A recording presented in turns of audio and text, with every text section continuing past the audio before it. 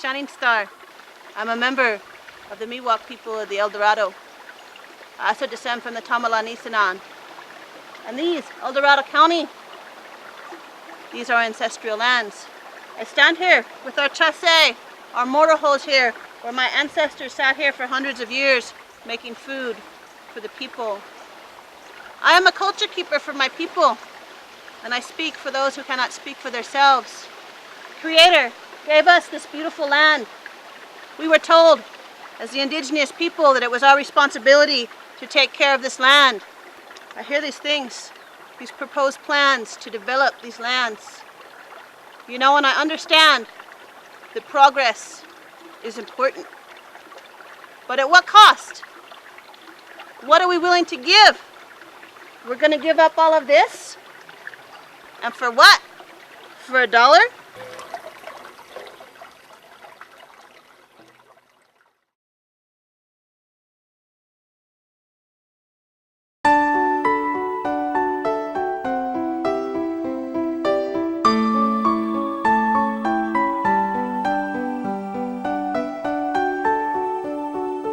Over the past 50 years, the citizens of El Dorado County have participated in various visioning processes, like Buckminster Fuller's Town Watch 80, the original stakeholder meetings for the general plan, the Proposition 5 process, and the El Dorado County Economic Development Corporation efforts are just 3 examples. These processes, conducted in an open and inclusive manner, encourage the blending of the ideas for a clearer vision of the future. Public participants generated a sense of ownership in the results, but for the most part, their ideas have been put on a shelf and mostly ignored by local governments. The last such community process event was conducted on December 3, 2010, the results of which envisioned an El Dorado County very different from what has happened at a policy level in the last 2 years, and very different from the visions created 30 years ago. The results from this event are consistent with past events and are being computerized and blended with them. What has emerged from this most recent process and the blending of past processes can be best described as a legacy vision, acquired from fusing and integrating all of these open and inclusive past events. The blending of input from these events generates major clusters representing legacy themes that have occurred as community input over and over again.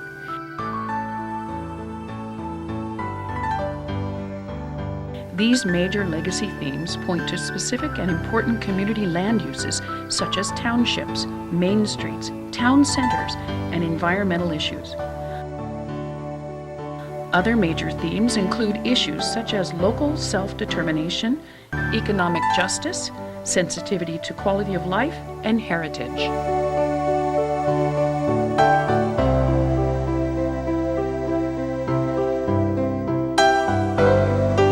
This cumulative legacy vision best describes the local landscape as aesthetically pleasing, steeped in heritage, economically viable and wealth-generating, connected to thriving agriculture, tourist and recreational activities operating in a stable natural environment.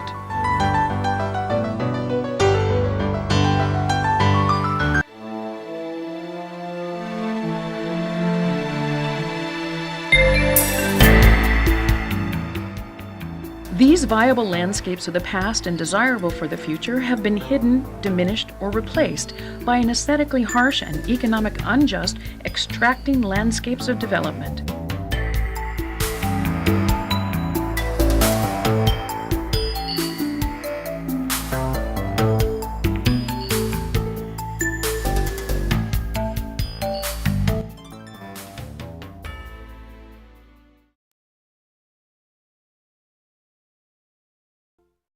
The computer-based legacy vision becomes a tool for civil economic decision-making.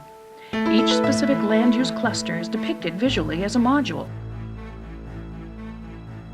These modules are used to help assess land use wealth generation capacity.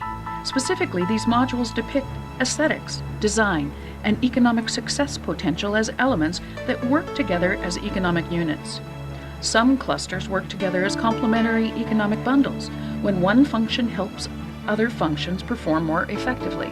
The modules may be placed on maps, satellite images, and used with computer simulations. The modules and bundles represent community economic unity and may be used to determine the wealth-generating capacity of their specific land use configurations and the community as a whole. The modules capture the visioning input on sticky notes with the public's ideas written on them, later clustered through computer simulations to show reoccurring legacy themes for decision-making. These modules are not absolute. They are meant as guides. Their content, themes, names, and purposes may be changed and combined as needed. Here are a few of the modules. Historically, main streets are the central engines driving local civil economics. Decimated in the last century, many local jurisdictions are trying to resurrect Main Street themes by offering amenities such as light transit with easy pedestrian access to diverse experiences from retail, restaurants, business offices, and local banks.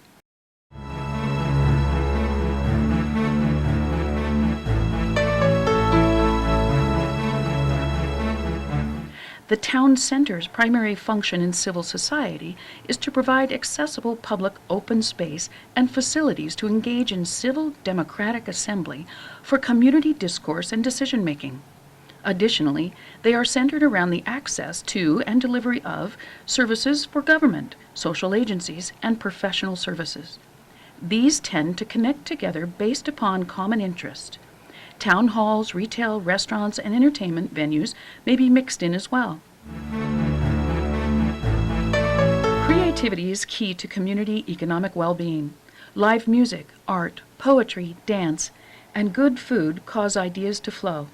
Immersion in creative ambiance is vital for the entrepreneurial mind. Many startups originate on the back of napkins. An entrepreneurial zone brings the artists, craftsmen, photographers, galleries, restaurants, lofts, inventors, and investors together, each feeding on the creations of the other. This is where ideas for economic success come from.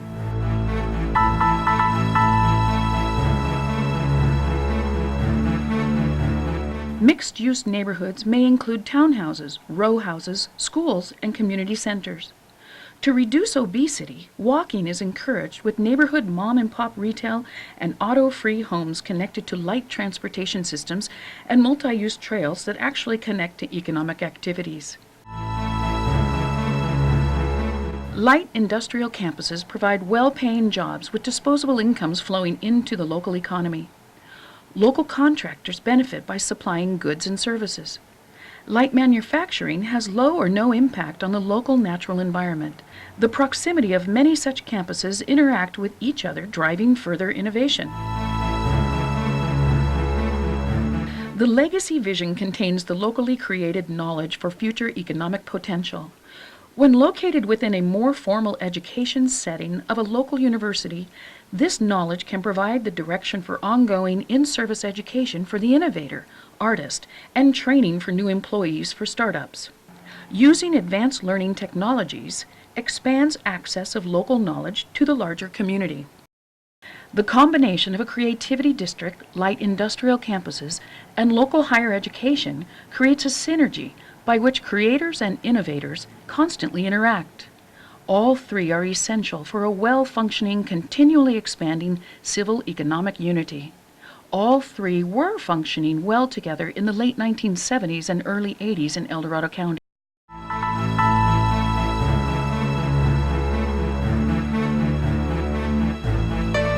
The legacy vision indicates a strong desire for management of the connection between community and high-impact auto-dependent infrastructures. The freeway interface module concentrates automobile services such as car sales and maintenance with motel and retail where travelers and visitors may easily connect to light transit.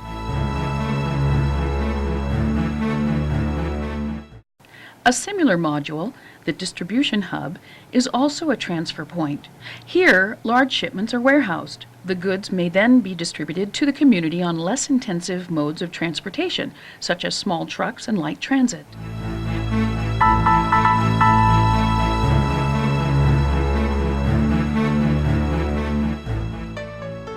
A multimodal transportation hub is available for ease of switching from one form of conveyance to another as a terminus at the freeway.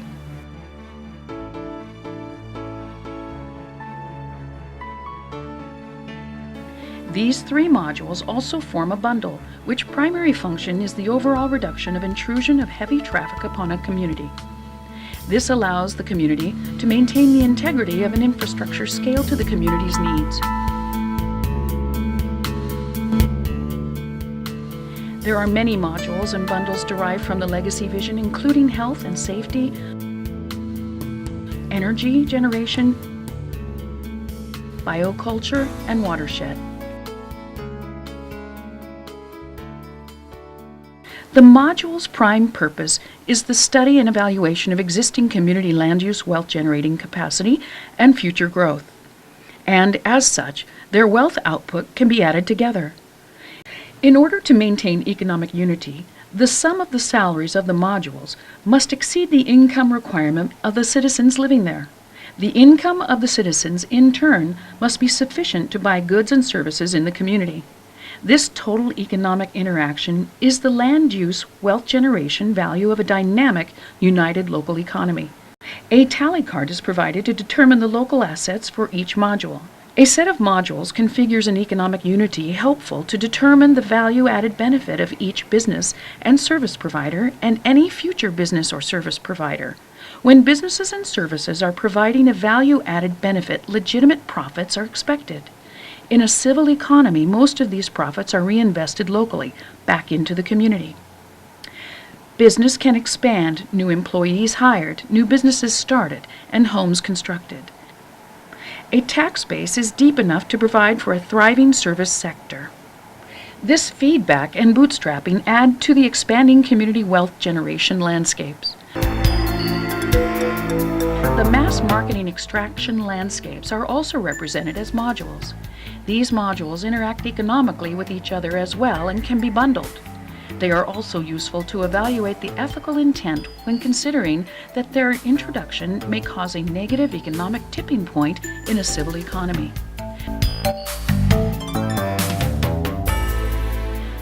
Mass market retail relies on low wages, outsourced product production, and entry-level employees with few or any benefits. The salaries paid will not maintain a mortgage, cover health care, or access to education. The mass housing developments associated with mass market retail cannot be sustained by these low wages. Economic unity is broken. Low wages will allow for large profits to be extracted by big box retail. These profits are not reinvested into the community. The net value added benefit to the community is negative, leaving a total land use wealth deficit. A comparison between these approaches to land use reveals that mass market retail requires capital-intensive landscapes of freeways, overpasses, four-lane surface streets, and high water and gas and electrical energy consumption. Civil economic landscapes have proven to be far more sustainable. The retention of profits for reinvestment into the community creates future wealth generation and ensures a deeper tax base required to maintain a lower cost infrastructure as well as support those in need. Mass market retail requires continuous subsidies and tax breaks. Their profits are extracted and not reinvested in community, which means their contribution to the community is shallow at best. They do not generate the funds necessary to maintain and mitigate the costly intensive infrastructure upon which they depend. The relentless pursuit of profits of mass market retail continuously depletes the wealth in the communities in which they operate. Low wages require that health care, retirement, and low-income housing be externalized to the larger community.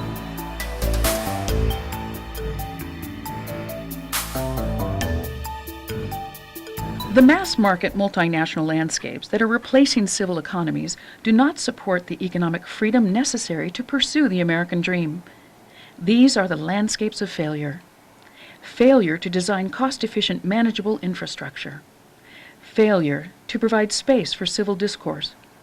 Failure to enhance economic diversity. Failure to create endearing places to live and work.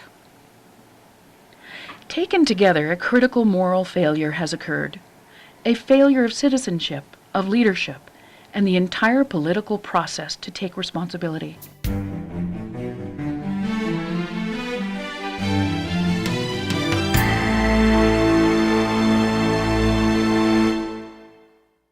The CEO of Walmart earns more than 900 times the pay of an average employee. These employees do not make a livable wage and receive little or no benefits. How can elected officials choose to allow such inequity to exploit their constituencies? The further we slide into these landscapes, the greater our dependency on them. This means more educated, responsible Americans working more de-skilled jobs at declining pay, trying to make a mortgage, chasing high health insurance premiums, have little time to find the contacts, and have the resources to break out of the economic decline. Freedom suffers. Every time a citizen buys from mass market retail, she or he contributes to their own economic and political oppression, and to the repression of the laborers producing the products sold.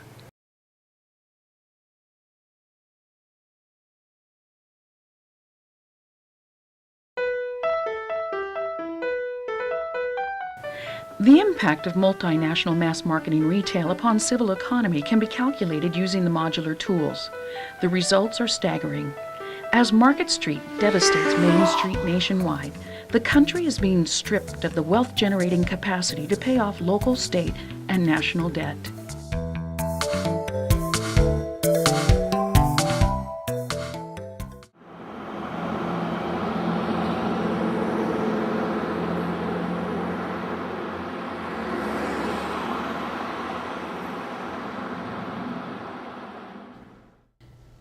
El Dorado County is at a critical tipping point. A viable El Dorado County deserves accommodation for an imperative, where citizens have the responsibility and the power to drive the productive energy for creating ideas to navigate economic complexity effectively.